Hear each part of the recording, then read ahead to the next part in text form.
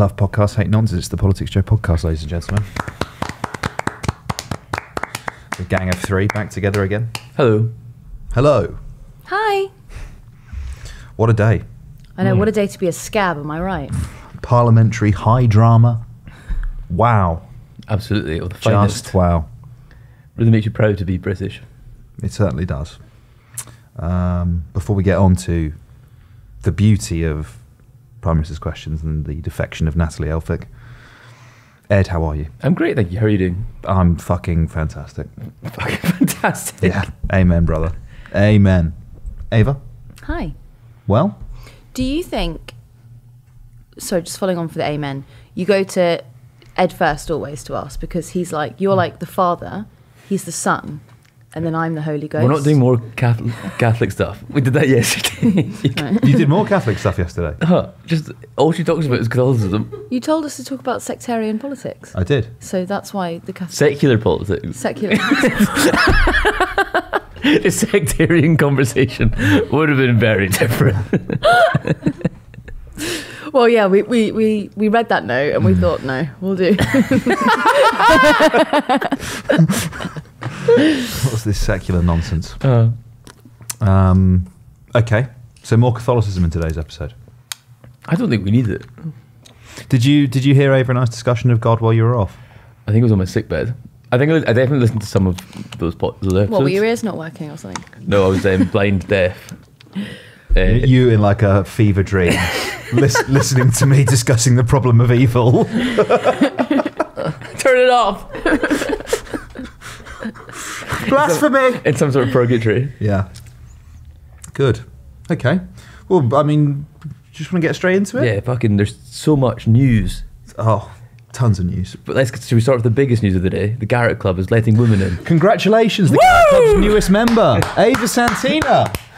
It's going to be me and Richard Tice at the bar. Is he in it? I don't know.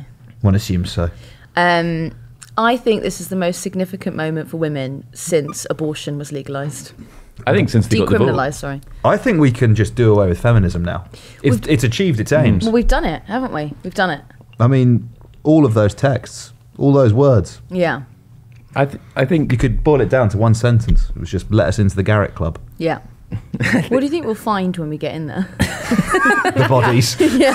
The bodies of the other feminists. I think most women would now readily, voluntarily give up the vote now this has been achieved. Yeah, nothing else to do, is there? No. No, you can... I don't even know what they do in there. Drink whiskey? Oh. Smoke? Hang out in central London? Yeah. You can't do that anywhere else. So. No. Yeah. What next? It's good though, because now we can gather all of the worst people from both of the sexes. The bombing will be more effective. I really think The Guardian overshot it today, putting it on the front page. Front page. Yeah, it's front page of The Guardian. Who gives a shit about this? Obviously, Catherine Viner. This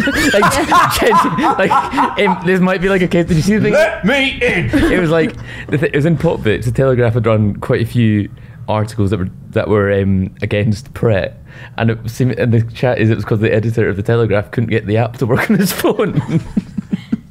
So he was like, fuck him. This is Catherine Viner, but I want let me in. How much of our political and media, well, just politics and media, do you think is motivated by personal grievance? Oh, bloody hell, Ollie, I'm going to let you into something. All of my political opinions. Yeah. Have you heard of a man called Rupert Murdoch? Yeah. God, shiver then. I wonder how it informs our coverage. What? Our personal vendettas. Well, I know that the JSM vans have influenced my coverage before. What's the JSM You told van? me off for that. I don't know what that is. The vans that make a lot of noise at night outside my flat. But there's a difference between Ollie told you off for that after mentioning the podcast instead of being brilliant 10-part series about how this inconveniences you. Yeah. I don't know, really. Other than your vehement sort of Scottish football sectarianism that you involve in your political reporting, I don't know what else there Is is. it actually secular? Yeah, sorry. Yeah, You're virulently secular Scottish I'm actually football a really reporting. big Glasgow City fan. You have to edit out all my sectarian opinions. All my reports are actually 45 minutes long. Why Laura's doing Whenever such long days. It's because she's constantly editing out That's what those hard IRA cuts are chants from the about. podcast. You know when we what do a happens. hard cut that's Yeah. like Sadiq's cans. Yeah. And then we went into Gaza. There was 10 minutes of Ed being sectarian.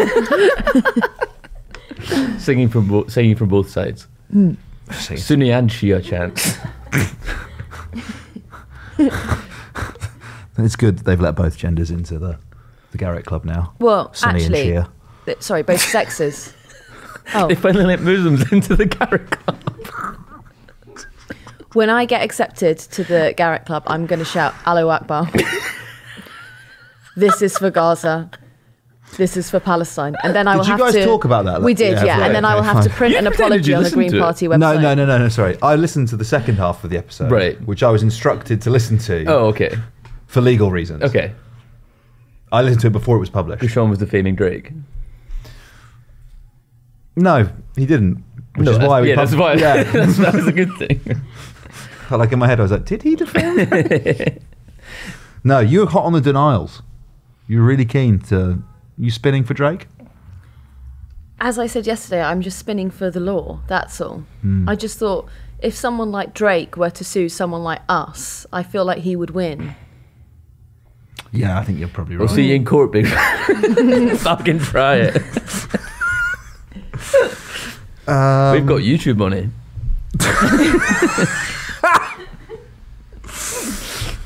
Right, Elphicke. Yes. Ava, do you want to fire up the story? Do you want to explain for anyone who missed it what Should happened? we roll the clip first? Yeah, okay, yeah. Let's roll the clip. Mr. Speaker, if 1 week a Tory MP who's also a doctor says the Prime Minister can't be trusted with the NHS and joins Labour, and the next week the Tory MP for Dover, on the front line of the small boats crisis, says the Prime Minister cannot be trusted with our borders and joins Labour, what is the point of this failed government staggering on? So what happened there, Ava? So that is the leader of the Labour Party, Keir Starmer, welcoming Natalie Elphicke to the Labour benches after Quite she right announced too. her defection. Quite right. Bang on midday today, she did. She said that the Labour Party is a changed party since Jeremy Corbyn, and it is one that cares about the economy, cares about the small boats crisis, and one that she would fit comfortably in. Now, she is stepping down at the next election, which you'll remember is the same There's Dan Poulter. as Dan Poulter. So I would say this is very honourable of them not to bother contesting it at a general election or even in a by-election. It's funny just being like, you're not even going to have it's not for a longevity thing. They're not desperate to keep their seats. It's, I hate you, Rishi Sunak. I'm going to embarrass you again and again and reduce your majority, which has gone down from 80 to below 40 at this point.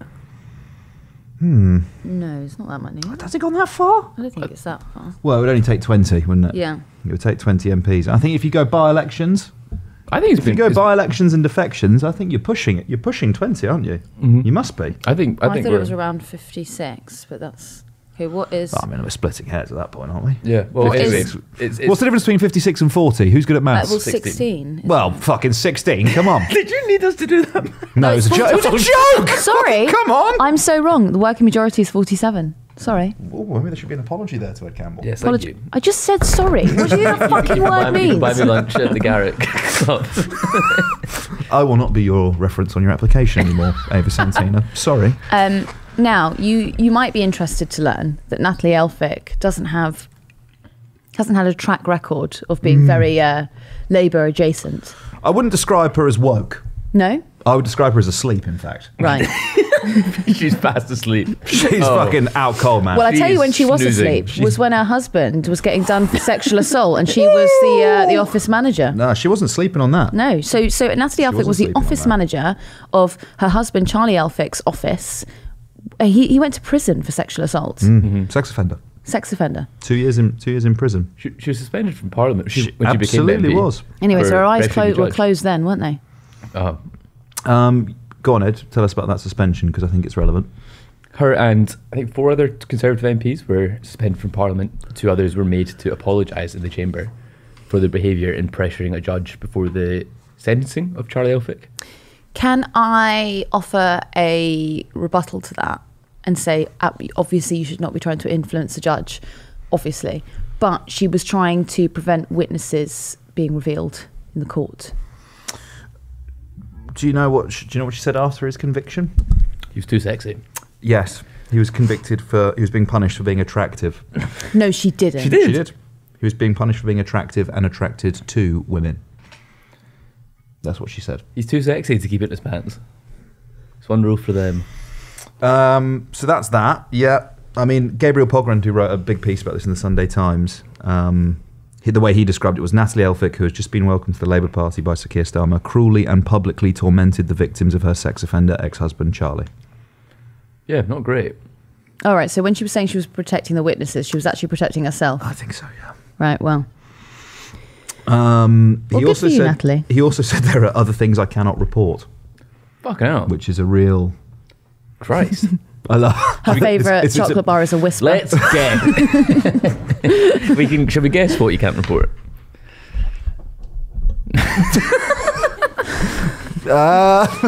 Come on. It's a bit of fun. But that's like a real fuck you, isn't it? It's like there are things that are so bad, but I also can't say them publicly because I can't prove them. It's a nice paint colour. What room's that gone in? Well, not got it On off. your elbow. This elbow. Yeah, it's there as well.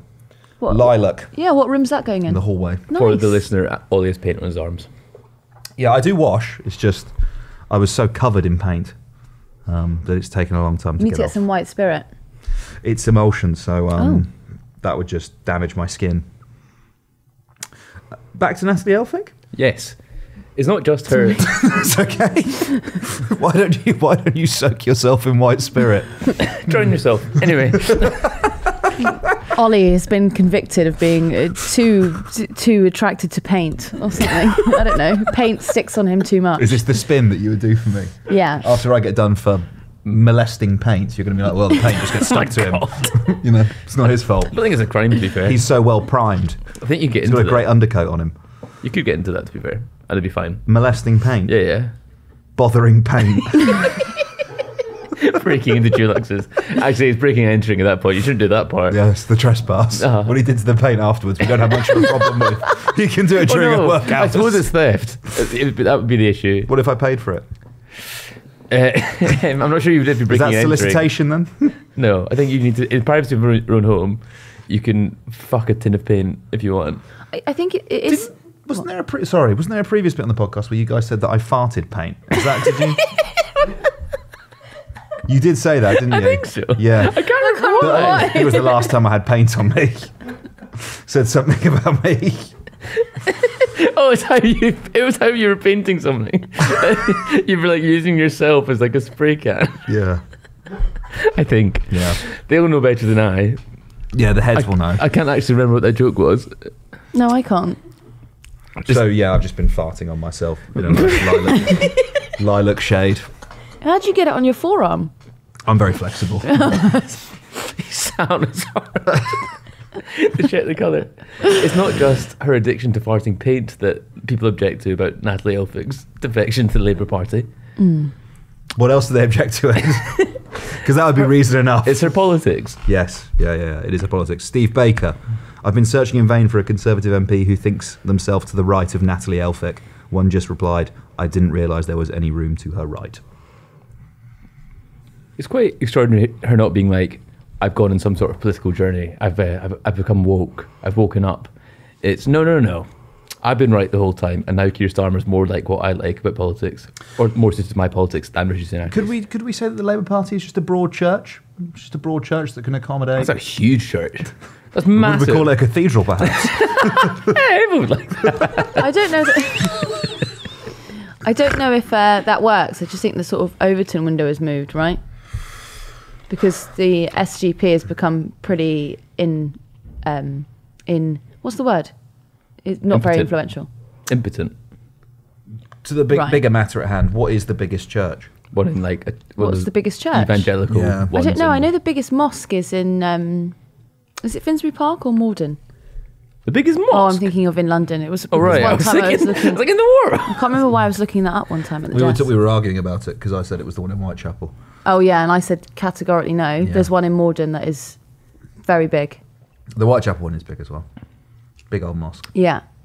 But back to the main matter at hand. What is the biggest church? There must be some like stadium Canterbury? I don't stadium know. in Texas. What, globally? Oh, well, can you set the parameters before you I think ask it was the quite fucking clear. question? What is the biggest church? Yeah, it's got to be some weird But- Presbyterian church, isn't it? In but like the southern In states. terms of, even within big, are we talking congregation size? Are we talking Must be like square footage? Are we talking... square footage short. Are we talking number of total adherents to the faith? In terms of the metaphor, broad church. Well, then it would be the Vatican, wouldn't it? In terms of Would we probably, describe actually. the Vatican as the whole Vatican as a church? Well, Is it not many when they churches? hold Talk about the mass out Catholic the Church. front, there's quite a lot of people go to that. Like Easter Sunday mass at the Vatican. That's pretty well How have we attended. done this again? What are we talking about Catholicism again? Sean, what's the name of that fucking techno priest we like? Padre Oh, let me have a look. Padre Guillermo? I think it's Guillermo, yeah. What do you remember that video of like the priest Like cool priest dropping DJ. like minimal house across like a sunrise, and there's like Eucharistic Congress. at the Eucharistic Euchar- Congress. You should know. Do you know about that? What is that? No, I prefer my my religion old-fashioned, Roman, noncy. Admitting you like a non-religion is an insane thing to do. I think all religion. To be honest with you, you can make that charge against it, but nonetheless. Really, which others? Well, all of them. Name some. What do you mean? Just name some. Yeah, name a religion. religions. Name the religions that you think are nonsense. Christianity, Mhm. Islam, Whoa. Judaism, Right. Buddhism. What's Confucianism? Yeah. Is Scientology under Christianity? Do we call them a religion? They call it religion. I think they call it a religion, don't they? Yeah, but I guess it's just kind because of you like say it is doesn't mean it is. it's sort of like Reform as a political party, right? Because it's actually a business. That's sort of what Scientology is, Of right? which Nigel Farage is the majority shareholder. And Robert Jenrick this morning, former immigration minister, Yeah. he said that he would welcome Nigel Farage back into the Conservative Party. I think he said wouldn't oppose. Is there a Wouldn't. difference? Well, okay. Well, Nick Ferrari said, would you welcome him in? And he said, I would not oppose. Yeah. So sorry that I paraphrased. Well, no. Actually, is there a difference? I might be getting into semantics. But you're right. He did say that. What do you think About the difference between welcoming and proposing. about Farage possibly joining Oh, the right. Tories? I was like, for fuck's sake. Need a third opinion on this one, Ed. So Avery and I can't reconcile our differences on this. Need another tie break. About Farage going to the Conservatives. Do you think he will? I don't think. I think why the hell would he do that? He might stand a chance of running the country if he did. I think But it'd be such hard work.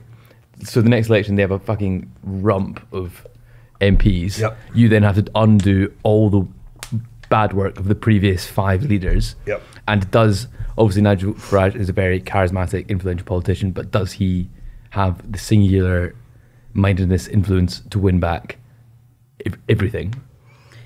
Yeah, Do you think he does? I think so. I think it's too big a thing. It's also he's having a nice time. he's having a nice time. He's rich. Yeah. And he would have to declare all of that if he became an MP. On the Trump payroll. He GB News. doesn't, I'm a celeb. 1.5 mil. I'm a celeb. yeah. Farage likes to be on the outside looking in. He doesn't like to be on the inside. He likes to be pissing on the tent from the outside. Yeah. Do you think? Yeah. So obviously it's easier to do that, right? Yeah. It's easier. You would know as a pin farter. As I would, yeah. As a tent pisser, it's definitely better to be pissing into the tent. You get more change, I think, if you're outside pissing on it. Once you put the ground sheet down, if you're inside pissing out, it's a nightmare. It's an absolute nightmare. Yeah. I mean, where's the piss going? You're sleeping in it. Exactly. It's all over your clothes. Absolute nightmare. Because who would he be pissing on? Because if he's inside the Conservatives, who would he be criticising outside of it? Labour? It's too, He'd be pissing on himself. trad for him. I think he yearns for the Commons. Yearns. Yeah. He stood 7 times. I'm going to Do you think say, he's too old? I think he yearns for the Lords. After his first parliamentary term as Prime Minister, Keir Starmer, for his second, by the end of it, he'd be 71. But Starmer's already there. Starmer's already on the ladder to becoming Prime Minister. Farage isn't. Farage doesn't have a seat. That is one of the most astonishing bits of analysis I've heard in some time. What? Keir Starmer's on the way to becoming Prime Minister. Fucking hell. That's why he's here, ladies and gentlemen. Shut the fuck up! I think Keir Starmer's going to be PM.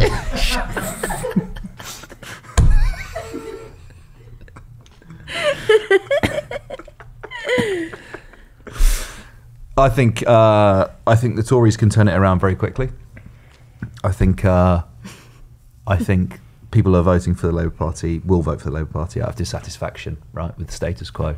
And when the paucity of Labour's programme of government is revealed, if things don't, basically, if the economy doesn't turn for them, they could be out within one parliamentary term. And if you then have a Tory party that's pivoted to the radical right and features Nigel Farage either at a senior position or within it, I think they could very easily walk it back, very easily. So we were talking about the local election results. Why didn't the radical right do better in these local election results if there's this appetite for the radical right? Okay, so who from the radical right was standing? Well, the Conservatives, Reform, Susan Hall. I wouldn't say that Susan Hall particularly embodied that. I think Susan Hall was is a headbanger. She didn't really have much of a policy platform. It was beyond like revoke ULEZ. She was just like an extreme Facebook mum. You know, it's like liking rainbow swastikas and, you know, posts that call London Londonistan. You can't win the election doing that. In terms of reform, they only contested about 300 council seats. 1 in 6 wards. Yeah, out of the 3,000 or more that were going, and they ran the Tories very close in Blackpool South, didn't they? But they keep nearly. They haven't performed. They haven't matched their national polling in any of the tests they've had. They did in their by-election, right? But Blackpool South, they got 17% of the vote, which would be roughly around about where their so, okay, roughly about where UKIP was. Yeah, and I think the difference is that they haven't had. If you look at, for example, like the Workers' Party and Galloway, I think they get that breakthrough because they have a charismatic figure, leader, right? And people just don't know who Richard Tice is. That's why Ben Habib did quite well. Yeah, I still think you need one. I still think you need a bigger one than him, though. No, of course, but I'm saying because he was at least a slightly recognisable name. Yeah, and so I think if you were to have Nigel either with reform, I mean, like look at our final set of European elections. They won that. Mm-hmm. You know, reform is the Brexit party. They won it with Nigel on the front line. UKIP, was it 2015? Was that the set of European elections they won? I need a fact check on that. Anyone? UKIP won European elections. More than 20% of the vote. Tories came like third or something. I think it was 2015. I feel like I was 18 at the time. Or was that the first? Yeah. Or actually it might have been the next one then. I think it was the one after that. Yeah, then you're right, yeah. I think the sentiment, the sympathy for it is there. You just need the leader to unlock it. It's the final piece of the puzzle for them that I don't think they have yet.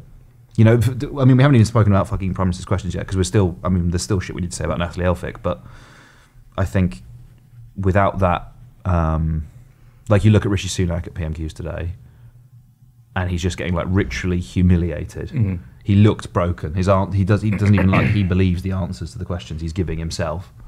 He was a bit under the weather today, wasn't he? Big time. And the people cheering him also. It's like you don't believe it for a second. With someone who actually like could go out charismatically and put the case forward, I think they'd be super dangerous. Oliver Dowden actually looked a bit strange during that. Did you see when he was sort of Sunak was going through that bizarre kind of Hamas exchange with Starmer, and Oliver Dowden was looking at him like, what are you talking about? Mm. That's a good vote of confidence from the Deputy Prime Minister, isn't it? Yeah. I think if you're on the front bench, you've really got to rein that in. You've really got to rein in your facial expressions. Sit neutral, not really listen. Yeah. You shouldn't be like just sitting there picking your nose. Do you know what I mean? Yeah, it's that. I mean, there appear to be two strategies, right? Stare ahead, no reaction, or smash a load of gear and just be gurning. Those aren't the two options. Well, that would appear to be like the two options that they choose, or that are available to them.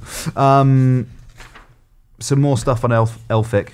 before we move on, because I think this is the point about how the big cathedral. What did we decide? Vatican City? Yeah. The Vatican that is the Labour Party now. I mean, I pulled out some stuff from the Commons and some headlines, but she's, recent articles in the Express written by her under these headlines. Lefties aren't defending migrants, they're defending a multi-billion-pound criminal empire. This is a good one, actually, from the Express. Don't trust Labour on immigration. They really want open borders. No, but she corrected that, Ollie. She said that Labour have changed their immigration plans. And actually, I think that is the most significant observation that she makes, because it shows you that Starmer is moving towards them. Because we've talked about this before on the podcast, that actually their policy on immigration is not too dissimilar to the Conservatives. It's sort of like a one-size-fits-all.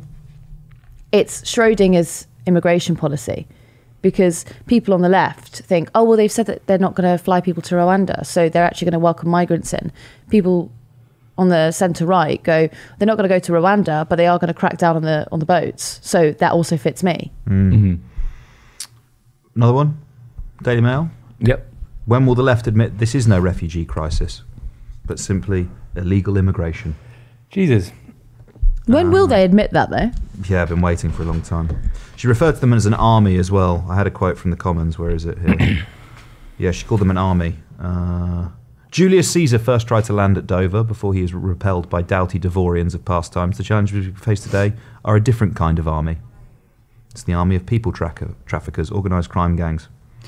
Well, good for them. Illegal entrance. Because by discouraging quote-unquote military-age men, the smugglers are now sending women and young children who are now dying in the Channel. Because obviously a 7-year-old can't swim.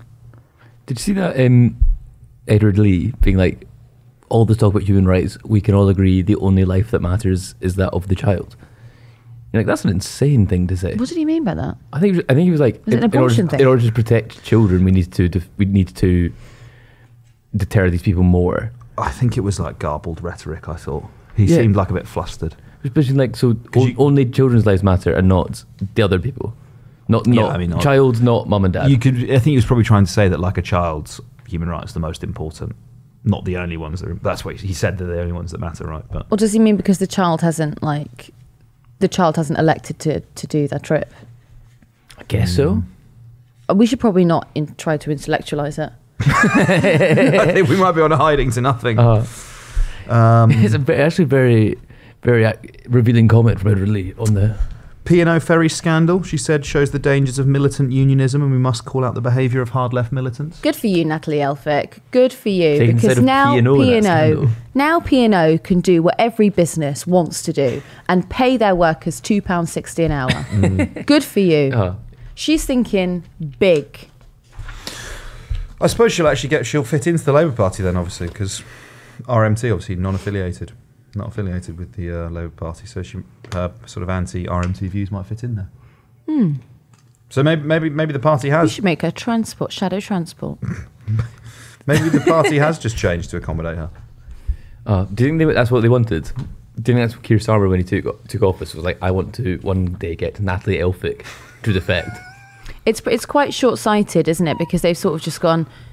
They love the headline of a Tory MP defecting to Labour more than they actually care about protecting the brand. This is one they should have thought about and been like, maybe not. Actually, they should have thought about all of them more. But look, I think there's always going to be a degree of, if you're going to accept defections, then you're going to accept people that have different political positions than your party does, right? But I think when it starts getting to the sort of outer extremes of the parliamentary party. Like pick a One Nation. Don't take like a... Desmond Swayne next, I heard. That's the rumour. Swayner! He's actually defecting to the SNP. Desmond Swayne would not move to the Labour benches because the Labour benches are becoming too crowded and he likes to lay out on the benches. He's defecting to Sinn Féin, but he's going to take his seat. Plenty of space. Edward Lee becomes a Shinner. If there was going to be one MP who defected to Sinn Féin, who would it be? And why is it?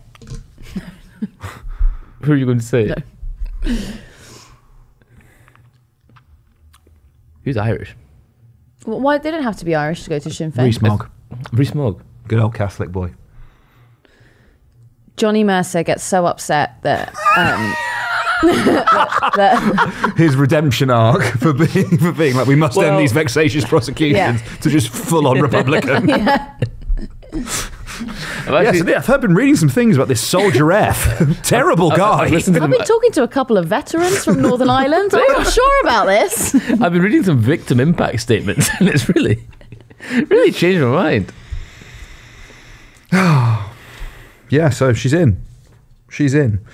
No place for Jamie Driscoll, the fucking social democrat, former mayor of North Tyne. He got kicked out, didn't he? Mm-hmm. But they're still Natalie not quite Elphicke, sure welcome. why. Yeah, I mean, no one knows, but Ken Loach appearing with Ken Loach or something basically would appear. Yeah, but they never got a definitive reason from the Labour Party. Yeah, so that no place for him. He wasn't reselected. No place for him, but a place for Natalie Elphicke, who alleged that immigrants were chopping their fingerprints off with razor blades when they were coming to the UK. Well, they shouldn't be doing that, should they? No, they absolutely shouldn't.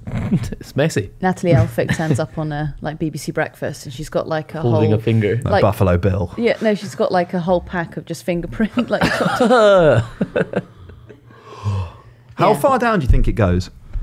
What, your fingerprints? fingerprint. Like, how much do you have to chop off? Just a tip, surely. I think you could just go through the middle, just the tip. Grow up. You grew up. Laura sniggered as well when you said just the tip. I don't know if you Yeah, noticed 'cause you're that. fucking children. Who pissed in your cornflakes? Yeah. Pissed in your tent. Forgot the ground sheet. Half of it? Like, where does the fingerprint start? I reckon you could just go through the middle, or you could just make a. You're probably down to the bone. Oh, what, you think just chop out a bit in the middle? I think that you would just actually need to only make a cut, really, And does you have a scar? You could burn them, because that would. I was about to say, I completely agree with you. I think you'd be better off burning them. but that'd probably be more painful. Just quick. You got to hold it. Well, I have a friend who can't do the biometric stuff for the States because she burnt it on a hair straightener when she was a kid. Really? She grabbed it. She's now got no fingerprints. Well, Do they not grow back? I guess not. She grabbed a straightener like that. Yeah, that would hurt. Well, there's only one way to find out, really, isn't there? Yeah. We go to Natalie Elphicke's house and ask her for the bag of fingers. She keeps it in the fridge. You'd have to keep it in the freezer, really, wouldn't you? True, actually.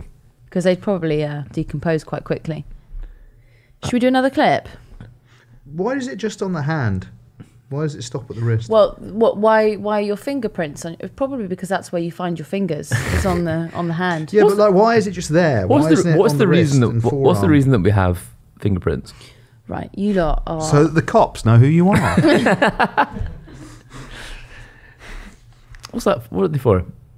What do you think came first? Identifying humans through fingerprints or fingerprints? Well, we are, of course, all made in the Lord's image, so obviously the fingerprints. It was actually when He must have them. That must be why. when they started vaccinating us, we suddenly appeared with fingerprints. Should we do another clip? I think we need to do a clip. No, I we don't need to think do we started. one clip. We've don't done we? one clip already. Oh, we did her crossing the floor. Yeah. Go on, go again. All right, roll the clip. He's got great Labour councils. At his mansion in Richmond, he can enjoy a brand new Labour mayor of North Yorkshire. And at his pad in Kensington, he can celebrate a historic third term for the mayor of London. Now that he too can enjoy the benefits of this changed Labour Party, is he really still in such a hurry to get back to California? Well, Mr. Speaker, I must say I was of course surprised to see the honourable gentleman in North Yorkshire, but probably not as surprised as he was when he realised he couldn't take the tube there, Mr. Speaker. But I can tell him that the people of North Yorkshire believe in hard work, secure borders, lower taxes, and straight-talking common sense, Mr. Speaker. That was Keir Starmer laying down the law. He really knows what's what. You said that like a Capital DJ. I quite like that. What do we think of Keir Starmer then in this session of PMQs, Ava? Statesman-like. Forensic? Yep. Textbook? Textbook. His Lawyerly. fingerprints were in Natalie's bag. He's got his hand is bleeding in solidarity with my colleague from Dover. I just want to say a huge congratulations to Rishi Sunak, who had the worst line, I think, of all PMQs ever, which was, "This guy thinks that you can take the tube to North Yorkshire."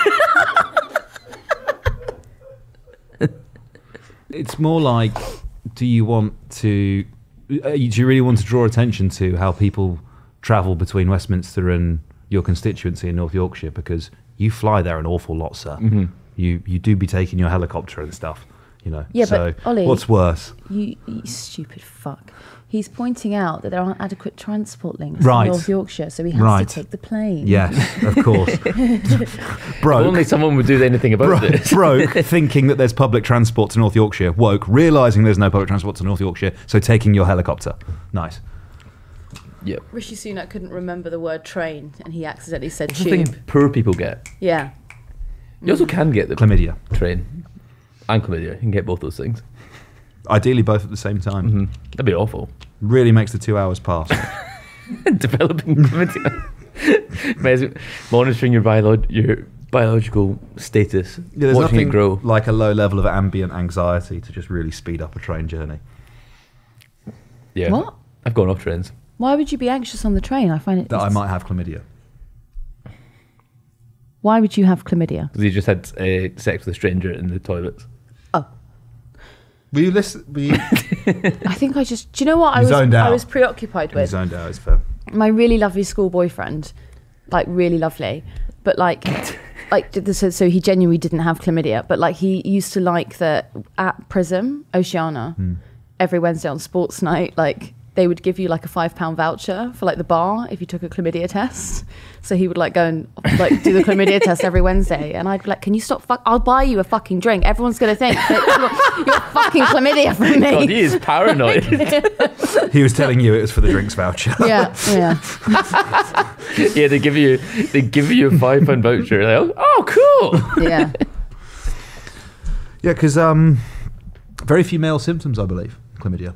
I think there's very few female symptoms either.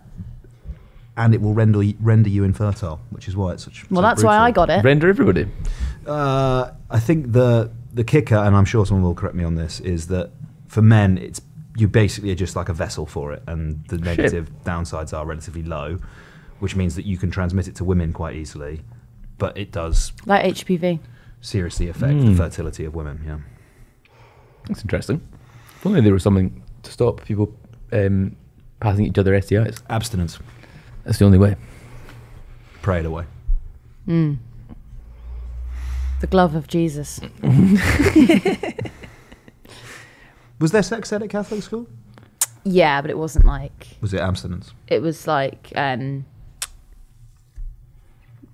this is what happens if you get pregnant. Wasn't like a, but also that would happen when you got married. There wasn't like a condom thing. But I wasn't always at Catholic school. I wasn't at Catholic school for sixth form. But they'd already done the condom on the banana thing by then. Yeah, there was a condom on a cucumber, and then they showed us a video, and it was like an extreme close-up of a man ejaculating. No. Like, What? literally the bell end. Why? Lord only knows. What on earth is that for? Why? Yeah. This is what it looks like, I guess. Yeah, no idea why. No idea why. You were at an all boys school, so there's every chance you were going to be masturbating in each other's faces. Yes, so exactly. you weren't This is what it will shocked. look like when your best pal comes in your face. Was there a biscuit in the video? No, there wasn't. It's actually quite progressive because it's suggesting that you might be having gay sex at some point. Yeah. Anyway. Why did it have a close-up of the... I don't know. That's awful. Yeah. Was it tasteful?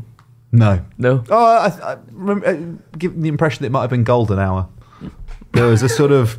The light had a real... It was outside in a field. had a real Oh my depth to god! it. I thought you meant like the colour of the... No. I was like, oh my god. No. He needs to go to He for a just drinks swimming some test. water. Let's go to Oceania. What was your sex ed like, I think pretty comprehensive. Ed? I think it was fine. Comprehensive. This guy knows everything. Yeah. Sex, I've had it. Sorry, sir. I'll take it from here. Actually, I'm just here if anyone has any questions, actually. What was the best lie someone told at school about a time they had sex or a brag? Not a lie, not a brag. Okay, so it's not the question. One of the girls in year 7, one of the girls and the boys did have sex in each other, in her belly button. Yeah. I can remember her name. I obviously won't say her name. presumably she had an innie, not an outie. Presumably. You would presume. Or they stretched it out. That's horrible. Yeah. I think that's too young to be having sex, personally. Year 7. Even if it's the belly button. That's you make a compelling point. Ed's sex ed class of sexual philosophy. Well, they were only 12. However, It was just belly button it was stuff. belly button stuff. So that's true. That happened. That genuinely did That's happen, yeah. insane. There was a guy once at a party in year 9 who came out and was very, very pleased that he'd made someone bleed Holy shit. with his hand. He was pleased. Yeah, he was showing it to people. Oh man, teenagers are fucked up. What the Yeah. fuck? This is a much less fun conversation than I was expecting. Well, what were you expecting? I don't know, people be like, oh yeah, I have a really hot girlfriend who lives in Edinburgh. She's like, Oh, she goes to a different school. What, is that what you used to tell people? no, but people did. People were like, People, you. oh, There's the urban legend about the starburst and the genital warts. You don't know that know one? that story. Oh, No. no, I do know No. the story. You do know that story. No. You do know that story. Yes, Stop I do know it. this You story. do know that story. No, I've got... That's the urban legend. Oh, That Jesus wasn't Christ. true. They suspended a guy and threatened him with prosecution for distributing images of child pornography because he recorded someone stripping for him on webcam and then sent it round to everyone. I feel so sick. Yeah. Because of the starburst I thing. hate yeah. that story so much. But everyone has it, right? Everyone heard it, so That is vile. it can't be true, can it? No, I tell myself that. It can't be true. no, because I threw up otherwise. I actually think I might. It can't be true. If the Starburst story happened to you, let us know. Do we want to know? No, don't let us know. We can be Don't a tell guest us. on the podcast. What's wrong with you? That'd be so Can we interesting. stop talking about it? Can we just do another PMQs clip, please? Yeah, do you want to talk about Gaza? Yeah, Hard pivot. hard cut. Hard pivot. Hard cut. Okay, final one of Starmer, is it? Should we do Starmer and Flynn one after the other because we're Let's running go. out of time? Okay. Yeah.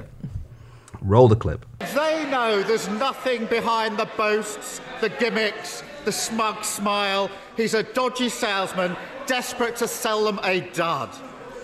Now, Mr. Speaker, 16 days ago, when he held a press conference claiming victory on Rwanda, he said the next few weeks will be about action. People want deeds, not words. So let's test that. How many small boat crossings have there been since he said that 16 days ago? Mr. Speaker, actually, just before we get on to that, he talked about a changed. He talked about a changed Labour Party. That's important because he talked about a changed Labour Party. He talks about it a lot. But just this morning, and he also talked about his new mayor in London. So just this morning, we've learned that the Labour mayor in London believes, and I quote, that there is an equivalence between the brutal terrorist attack of Hamas and Israel defending itself. And let me be crystal clear. There is absolutely no equivalence between a terrorist group and a democratic state. So can I ask him now, will he take this opportunity to demonstrate that that Labour Party has changed? And will he condemn those comments from the Labour mayor? Well, I know that was the last run out before the general election, but he's getting ahead of himself in asking me questions. But SNP leader Stephen Flynn. Thank you, Mr. Speaker. May I begin by also congratulating the fantastic John Swinney on becoming Scotland's first Minister. Our opponents should be careful, very careful what they wish for. Mr. Speaker, as we await the imminent Israeli incursion into Rafah, where 1.2 million people are sheltering, including 600,000 children, it has been reported that the United States has paused an arms shipment to Israel. The UK will now follow suit, won't it? Well, Mr. Speaker, the honourable gentleman may not realise, but the UK government doesn't itself directly provide arms or ship arms to Israel. And when it comes to the situation in Rafah, I've been very clear that we are deeply concerned about a full military incursion of Rafah, given the devastating humanitarian impact. I've made that position and point specifically to Prime Minister Netanyahu whenever we've spoken, and will continue to urge all sides to focus on the negotiations at hand to bring about a pause in the conflict, to release hostages and get more aid in. Stephen Flynn. Mr. Speaker, let's be clear. The confidence that Israel has shown in its military ambitions in Rafah stems from the silence which has been shown from its allies on the front benches in this place and indeed elsewhere across the world. Now we all know that UK arms and tech is supporting Israel's activities in Gaza and will be used in any attack on Rafah. Knowing that and the devastation which is going to occur, surely the time has come to end our complicity and to halt arms sales to Israel. So, Ava, we heard both Keir Starmer's, Sunak's question to Starmer, actually, and then Stephen Flynn's contributions at PMQs. Yes. That was the bizarre moment. That first one was the bizarre moment that Oliver Dowden, the Deputy Prime Minister, was staring at Rishi Sunak, questioning what on earth he had to say. And then Stephen Flynn, who was the second clip that you heard, that is, he's talking about the US, who have reportedly paused an arms shipment into Israel. And he is pressuring Sunak, or asking Sunak, why the UK have not paused their arms shipments. Because, as you'll remember, this row has been unfolding now for the past few weeks. David Cameron, the Foreign Secretary, will not pass over the advice that he's received regarding the arms sales to the civil servants who are being told to continue facilitating the arms exports. So there was actually a semi-strike or a protest last Wednesday by members of the PCS union, which represents the civil servants, because they don't want to be, they're non-political and they want the full information. So they want the independent report that says it's fine to continue doing this work without, before they start facilitating it. On this point, the question that Rishi asked Keir, which is about drawing an equivalence between October 7th and the actions of the IDF. What do you think he means? Because if we're talking about numbers of people killed, then yes, both, October 7th, more than 1,000 people killed. You could say that there's not an equivalence, that actually the IDF have killed far more people than Hamas did on October 7th. So there's that line there. Is he simply saying that there's no moral equivalence between the two, because Hamas is a terrorist group and the IDF is the army of a democracy? When Rishi Sunak is creating and being outraged at Sadiq Khan saying, or drawing an equivalence between the two, what is it that you think Sunak is trying to draw rage about? He's trying to draw a line between the Conservatives and the Labour Party when it comes to Israel and Gaza. If you put it in those terms, the brutal terrorist attacks of Hamas and Israel defending itself, and to somebody, an uninformed person, you're like, that is outrageous.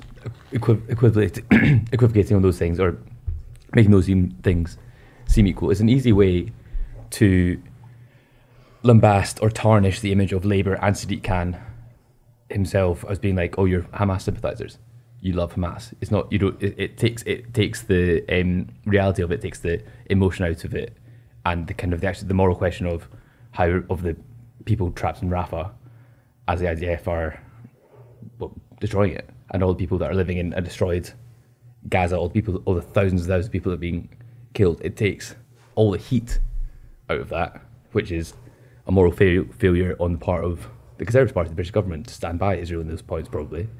And then it takes all it completely flips the argument and tries to make it an issue for the Labour Party. I think it's cheaper than that. Do you think so? I think Starmer losing a lot of councillors in Oldham and facing the prospect of losing or having the vote split at a general because of their line on Palestine. Well, specifically because of what he said in the wake of October 7th when he said that Israel has the right to cut off water. I think that he's trying to get Starmer, again, to say on record something similar to what he said right at the beginning in October. It's like a covert way of getting, turning the Weans against him, you know? turning the quote-unquote left against him. I think what's implicit, though, in that line is that there are permitted forms of violence and forms of violence that aren't permitted, even though you could draw a comparison between them and genuinely ask the question objectively, what is the difference between them? You know, is it the indiscriminate killing of civilians as well as soldiers? Well, you can make the argument that both Hamas and the IDF are doing that at the same time. You know, is it simply because one is administered by a democracy? Well, does that lend it a form of legitimacy? I would say absolutely not. Just because you're a democratically elected state doesn't give you carte blanche to kill thousands of people.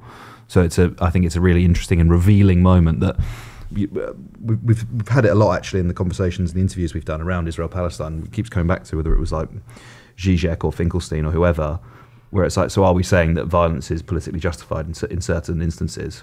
And the answer is clearly yes.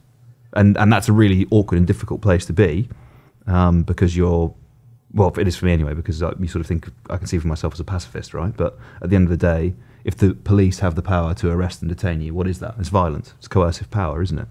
You know, do people sincerely believe that, you know, when the Russian tanks are rolling towards Kyiv, that the Ukrainians should say, oh no, we're pacifists, we're not going to resist and we're not going to fight you? Clearly, violence is part of politics. But really, what I'm trying to tease out the distinction here is what is it about Hamas that is non-permissive, non-permitted? Is it because they targeted civilians? And if so, does that change how we feel about other military actions that also target and kill civilians? On a kind of a macro level, states are supposed to have monopoly of violence. Israel's a state, Hamas is a non-state actor, and you're upsetting the international order. If you legitimise the actions of Hamas, then you're legitimising the violent actions of the Houthis or other groups like that on a sub-state level.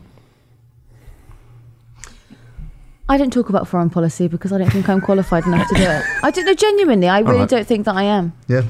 I talk about Westminster because that's what I know. Fair enough. Shall we do another clip then? Yes. Sarah Dines? Roll the clip. Thank you, Mr. Speaker. Does my right honourable friend agree with me that one of the greatest things that these backbenchers bring to Westminster is plain old-fashioned common sense? And it's Derbyshire common sense. Derbyshire common sense that means that the good people of Ashbourne and surrounding villages reject the Sadiq Khan ULEZ rules and even the 20 miles an hour Welsh. Will he join with me and perhaps ask his neighbour if he will pay for the Ashbourne bypass? Well, Mr. Speaker, I know my honourable friend has been a dedicated campaigner for the Ashbourne bypass, and the government is committed to investing more in the Midlands, particularly investing every penny of the 9.6 billion from HS2 back into the local area. And she's right that we will focus on drivers and their priorities, not continue the war on motorists, which is waged by the Labour mayor in London, but also the Labour Party in Wales, with both ULEZ and 20 mile an hour speed limits. It's this party that is unashamedly on the side of the motorist. Ava, this is Natalie Elphicke levels of unhinged, isn't it? She's in Derbyshire. I actually think this might be Susan Hall levels of... I was at lunch on Sunday and we were talking about pay per mile and I was getting really annoyed about it. And I was having to calm myself down. I was like, you're at lunch. You're not being paid. Just shut the fuck up. But the cut through of that you pay and per Sarah mile... Dines were having dinner? Yeah, we were dining.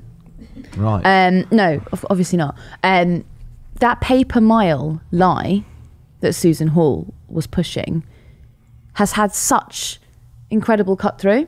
People genuinely believe that that's being brought in by Sadiq Khan, and it's been totally forgotten that it was actually it was under consultation with Boris Johnson, and then Sadiq Khan rejected it.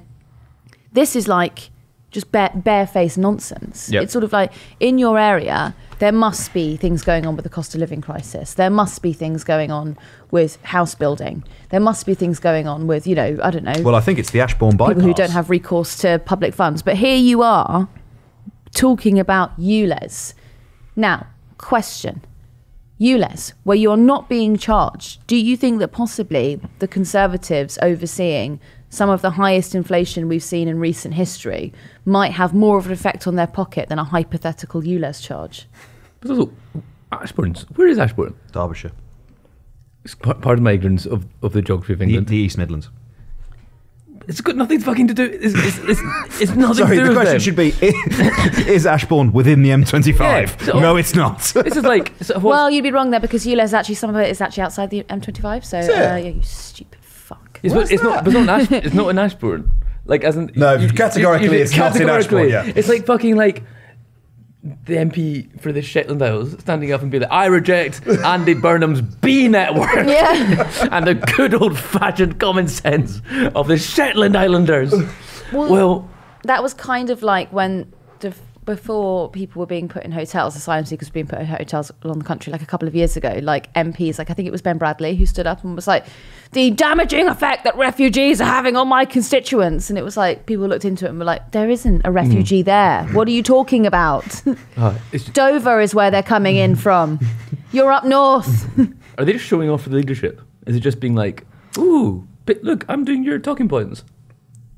I think it's kind of... I mean, this actually, I think, might be the purest distillation of Nonsense. PMQs, right? Because it's invocation of, like, just good old-fashioned common sense, right?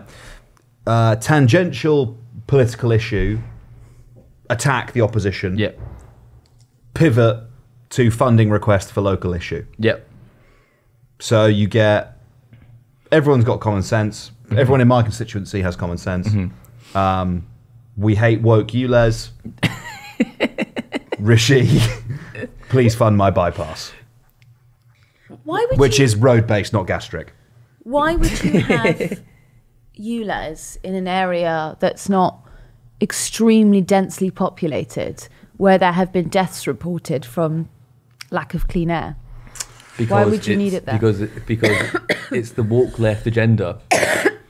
I think it's the globalist agenda. The globalist agenda? I think it's globalist. They never talk about how you have to drive slower when you go past Birmingham because the air was so dirty. Have I told you the best thing someone told me at the ULEZ protest?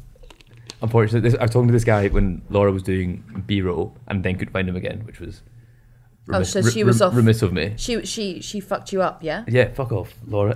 No, not at all. He said he was a ULEZ blocker in like Bexley Hill or something like that, and he was like, yeah, the thing is, this protest isn't going to achieve anything, it's completely pointless. And I was like, oh, like, why are you here then? And he's like, oh, I feel I have to, I'm part of the team, we'll have to go. And I was like, what is it you do? He's like, oh, we block all the cameras. Blade Runner. He didn't explicitly admit to being Blade Runner, but he was like, oh, because they're going to do the fucking 5G vaccine control. Oh, he was on that? Oh, yeah, no, 100%. And then he went, like, you know the Simpsons thing? And I was like, no. And he was like, you know how the Simpsons predicts like every massive world event? And I was like, well, I know like there's like coincidences in that. There's been so many episodes of the Simpsons that sometimes coincidentally things come true that have happened in the Simpsons. It's the New World Order controlling it. So he seemed to think the New World Order were signaling their intentions through episodes of the Simpsons. So is the Simpsons doing the groundwork? Laying the ground no, it's for... like clues. It's like... Oh, they're mocking us. No, they reveal their agenda. If you're woke to it, you can see the warning from The Simpsons. from the Simpsons. Wow. I mean, if you were operating a shadowy cabal of globalists, I wouldn't be signposting it. telling anybody. No, I think I'd be in like a mass market television program. I'd keep No, quite but stum is about it sort that. of like when those guys escaped from Alcatraz and then they were like taunting the San Francisco police, like, we are alive? Is it like that? What's that? I don't know that story. What's that? That's all I know. Oh. I'm going to say no, it's not like that. These guys escaped from prison, you know, like How did the they high escape security Alcatraz? prison. I don't know. Swam. Bro, no one does that swim. They must have. And anyway, they'd like San Francisco police, after like investigating it for like 20 years or whatever, just declared they were like, well, they must be dead. Like, they can't possibly be out there. And then they We'd have found them. They Trust sent us. a letter in being like, not dead. Fuck you. Yeah. Psych. Yeah. That's sick. Mix. But The Simpsons is if you want to be clued up in the globalist agenda, watch the Simpsons back to back. All right. Yeah. Nice. What That's nearly as stupid as when we were in school and we used to do that thing with like the font wingdings and it was like, oh, it predicted 9/11. That was sick. Okay, we'll play Philip Davies. Is the Prime Minister as appalled as I am at reports of militant civil servant, trade union, political activists seeking to find ways not to implement the Rwanda deportations? Does he agree with me that if they are not prepared to implement the will of the government, an Act of Parliament that was passed by both houses of Parliament, that they should conclude that being in the civil service is perhaps not for them, and maybe they can look for alternative employment at other left-wing organisations that masquerade as being impartial? Maybe they could try the BBC or Channel 4 News. Mr. Speaker, my expectation is that civil servants will continue to be committed to supporting our priority of stopping the boats and deliver in accordance with the Civil Service Code. He'll know that we made specific changes to ensure compliance with that code as we push through with our plans. But I agree with him more broadly that we are the only party that has a plan to stop the boats, and we will face down all the obstacles in our way to deliver on this crucial priority for the British people. And whoever stands in our way, whether it's the Labour Party or others, we will deliver for this country on this vital issue. Ed. Philip Davies there. Just funny. Just good, just good, clean. Philip Davies presents a show on GB News accusing BBC and Channel 4 of not being impartial. With his wife. With his wife, also a Conservative MP. She's Minister for Common Sense. Esther McVeigh. Yeah. Minister for Common Sense. Derbyshire Common Sense, as we. No, it's not Derbyshire Common Sense. No, it's not Derbyshire Common Sense. It's just if they're not. Just being, you can't be a civil servant. Time to join the only job, the only other thing you have skills for. Join the BBC. Solved it. Both good pensions, though. Yeah, very good pensions, I actually. think the BBC's pension's been ransacked. Oh, no. Right. Any bits of housekeeping? So no Martin Vickers? No Martin Vickers. It was one or the other. And you chose him? No, you literally said do it. No, I said I'd rather do Martin Vickers. You said do Philip Davies. I'm not making that up. It was kind of been like, do... No. Oh, it was defeated. Yeah. It was do it now, and then I got the impression we were going to do Martin Vickers afterwards. Well, unfortunately not. Gosh. I've drawn a line under it there. Ollie is a NIMBY. Do you know what? In an episode where you've accused me of farting paint, that is the most offensive thing you have said to me over the course of this record. And I will be remembering it. Any bits of housekeeping? Hay Festival live podcast record. Have we talked about that at all on the podcast? We mentioned it once, didn't we? Mentioned it in passing. God, you're doing great work, truly. Yeah, we're doing a very, very good job. Should you explain to the listener what that is and what's going to happen? Well, we explained it on the last one. It's I'm interviewing. They know. Yeah, they listen. Do you want anyone to come? Yeah, come. Come to what? I'm interviewing Aaron Bastani, and I mean you don't have to come. It'd be nice to see you there. What the fuck is going on? No, because we're going to publish it on the podcast feed, so you can listen to it. You still like an audience. Oh, mate, I'll get an audience. Don't worry about that. It's in Wales. What do you mean? We're London centric. What do you mean it's in Wales? Well, you'd like them to go to the Hay Festival. That's why You know what? I will tolerate your sectarianism towards the English, but I will not tolerate it towards the Welsh. I didn't. I think You were demeaning. Do you know who I think would appreciate Wales this? as a country, right? Do you know who would appreciate you plugging this properly? Ollie The Hay once said Festival. that The Welsh Hay isn't a Festival. real language. Yeah, he did actually. Didn't say that. It's in print. Didn't say that. It's in print. It's actually in print. Didn't so. say it's not a real language, though, did I? What did you say? Well, clearly you don't know. He said it was. I think he Let's said get it it up was. I think he right said it now. was stupid. I said it should be consigned to the dustbin of history. Yeah. So more, you can hear about Ollie's take on Welsh at the Hay Festival.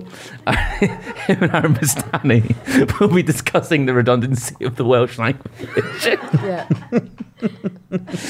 In Wales. in Wales. They're going to do it in Welsh. Yeah, fluent Welsh. Because what he'll do is he'll be like, none of you know what I'm talking about. Yeah, do no, you?" they wouldn't, and that's why it's irrelevant.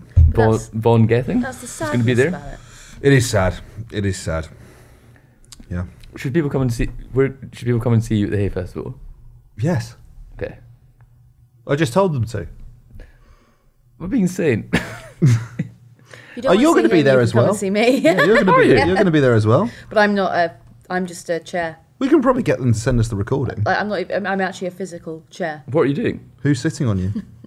Well, One lucky winner.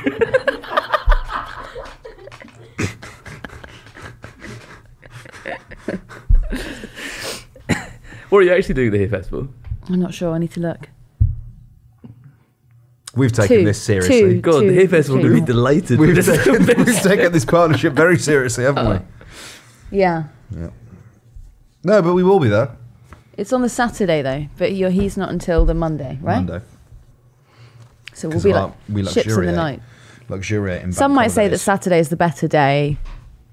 Well, if people did say that, they'd be wrong. Wouldn't Yeah, I know. they? Ed, any bits of housekeeping? Like and subscribe to the PoliticsJOE YouTube channel. Where can they come and see you? I'll let them know.